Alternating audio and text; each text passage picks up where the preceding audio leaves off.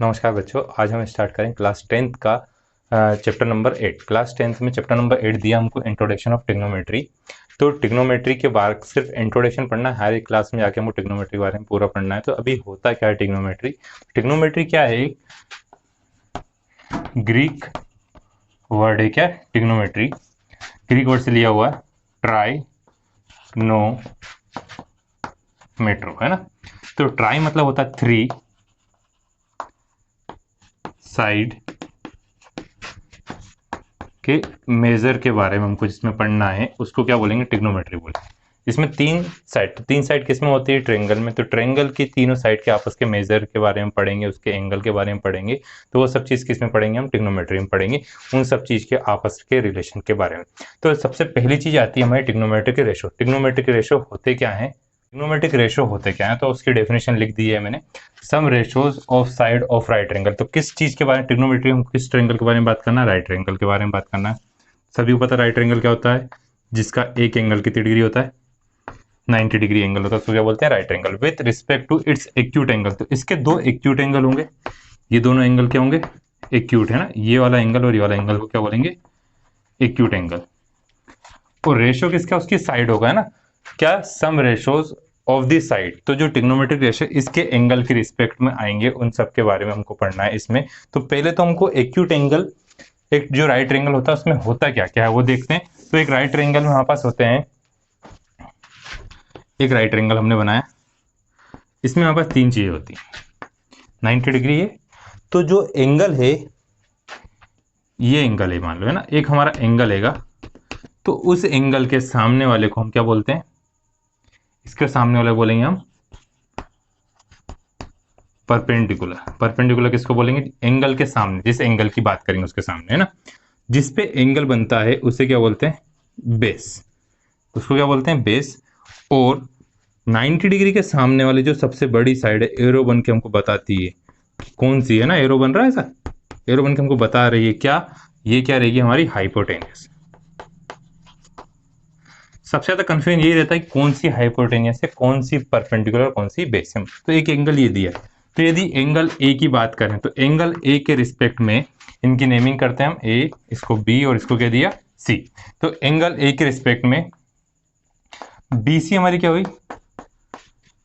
Perpendicular हुई। AC हमारी क्या हुई? हाइपोटेनस हुई। और बी ए क्या हुआ? बेस होगा। अब यदि एंगल सी के रिस्पेक्ट में बात करें हम, तो क्या चेंज आएगा उसमें? एंगल ए के लिए बताया, अब यदि एंगल सी है, ये वाला एक एंगल सी है हमारा, तो एंगल जो सी है उसके सामने, तो एंगल के सामने वाला क्या आएगा?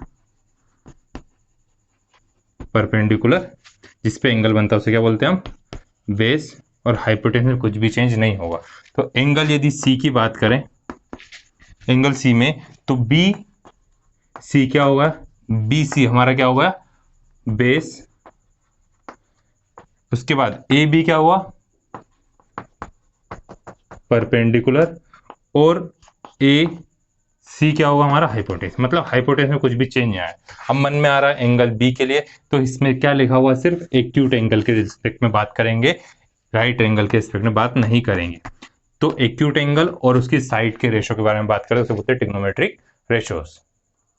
तो अब हम पढ़ेंगे टिग्नोमेट्रिक रेशो। तो कौन से 6 रेशो के बारे में पढ़ेंगे? तो देखते हैं, पहले एक राइट एंगल बनाते हैं, उसकी साइड भी लिखना पड़ेगी हमको। तो ये जो हमारा एंगल है ना, किस एंगल की बात कर रहे हैं? इस एंगल की बात कर रहे हैं। यहाँ पे एंगल कितना? 90 डिग्री है। और इसको दे दिया ए, बी और सी। तो अभी पढ़ा था ए के सामने वाले को क्या बोलेंगे? परपेंडिकुलर, है ना। इसको बोलेंगे बेस और इसको क्या बोलेंगे? हाइपोटेन्यूस, है ना। तो 6 एंगल हैं टिग्नोमेट्रिक रेशो। क्या लिखोगे हेडिंग? Trigonometric ratio. तो टिग्नोमेट्रिक रेशो कौन कौन से? तो पहला टिग्नोमेट्रिक रेशो है हमारा साइन। इसको हम पढ़ते क्या है?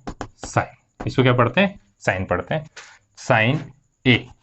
साइन ए का मतलब क्या है? तो पहले साइन ए ऐसा लिखा लेंगे, हम आगे जब पढ़ेंगे तो क्या लिखेंगे? Sine A. इसका मतलब क्या है? Sine A of the angle A. है ना। साइन ए का मतलब क्या है, sine A of the angle A, मतलब एंगल ए के लिए हम किसकी बात कर रहे हैं, साइन की बात करें।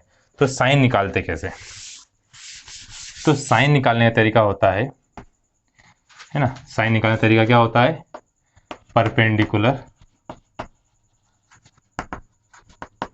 Upon hypotenuse.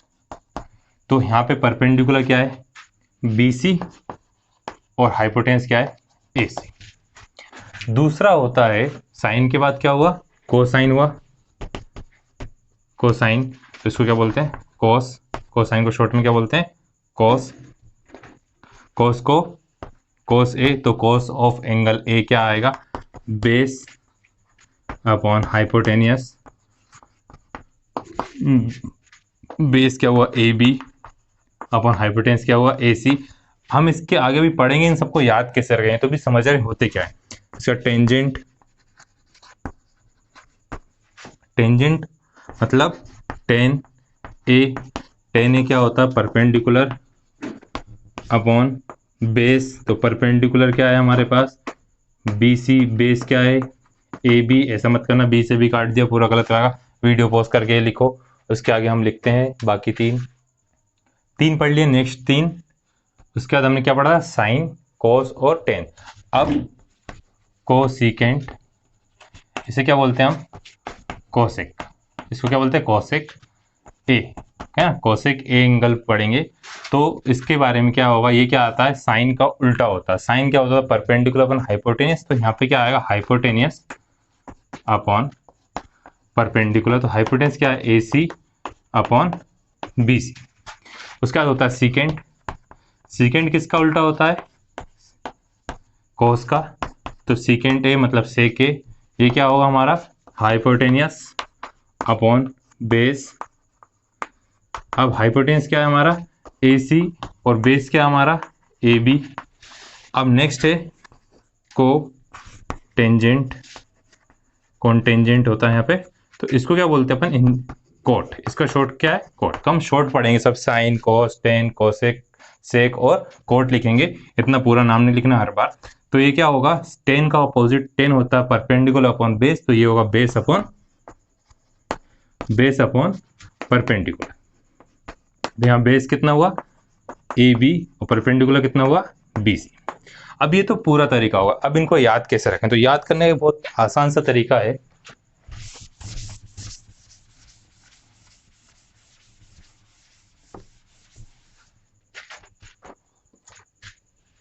पंडित कैसे लिखते हैं,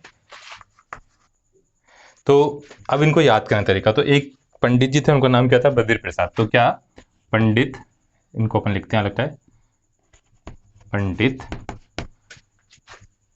बद्री का B लिखा, बद्री प्रसाद, ये तो अपन ने कलर से लिख दिया, इसे मिटा देंगे वापस, कोई दिक्कत नहीं। प्रसाद क्या बोलते हैं, वो क्या बोलते हैं बताएंगे, हर बोले।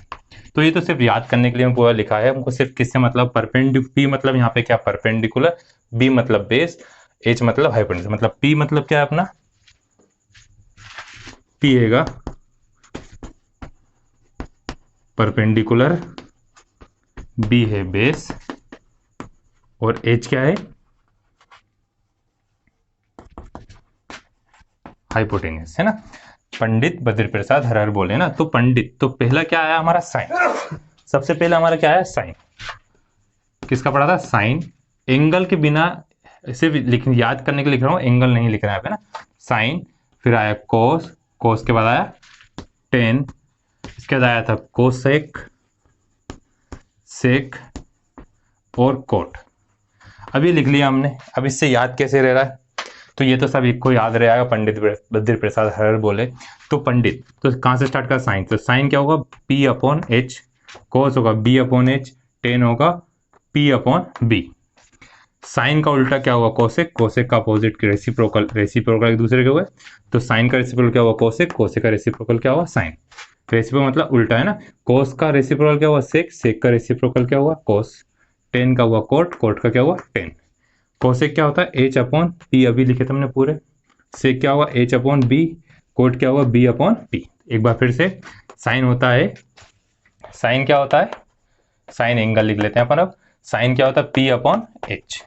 कोस क्या होता है, बी अपॉन एच, है ना। अपने पास बहुत सारी अलग अलग कलर की चौक, हर एक अलग अलग कलर से लिखते हैं। साइन के बाद आया कोस ए, कोस क्या होगा, बी अपॉन एच। उसके बाद टेन, टेन क्या होगा, पी अपॉन बी। टेन का अपोजिट, दूसरी चौक निकालते हैं। टेन का अपोजिट क्या हुआ, पहले हुआ सेक, कोसेक, कोसेक ए क्या होगा, एच अपॉन पी। फिर दूसरी चौक निकालो, एक और ब्लू कलर की लिख लिया, ऑरेंज सभी लिख लिया, चलो ठीक है ये है ना। फिर सेक, सेक क्या हो गया, एच अपॉन बी। और इसको ऐसा लिखते हैं अपन, व्हाइट कलर से लिख लेते हैं, अपोजिट किसका है ना। तो कोस सेक ए क्या होगा, एच अपॉन पी। और उसके बाद कौन सा था लास्ट अपना, कोट, कोट क्या हुआ, बी अपॉन पी। तो देखो एक बार फिर से 6 रेशो पढ़े थे हमने, sine P upon H, cos B upon H, tan P upon B, cosec H upon P, sec होता है एच अपॉन बी, कोट होता है बी अपॉन पी। इनको याद रखने के लिए अपन ने बनाया हुआ है, साइन का रेसिप्रोकल कोसेक, कोस का सेक, टेन का कोट। और इसके बारे में हम आगे पढ़ते हैं। अब हमने पढ़ा था साइन ए, तो साइन ए क्या है, तो sine of angle A. Sine A का मतलब क्या हुआ, साइन ऑफ एंगल ए। तो इस पूरे को शॉर्ट में हम क्या लिखते हैं, साइन ए लिखते हैं। यदि सिर्फ साइन अकेला लिखा तो ये क्या है, एक मीनिंगलेस है, मतलब इसका कुछ मतलब नहीं होता साइन, क्योंकि एंगल तो है ही नहीं ना उसमें। तो ऐसा कभी भी लिखा तुमने, मतलब वो चीज तुम्हारी क्या है, गलत है। एक और आता है साइन ए इज, है ना, not multiply of sine and A.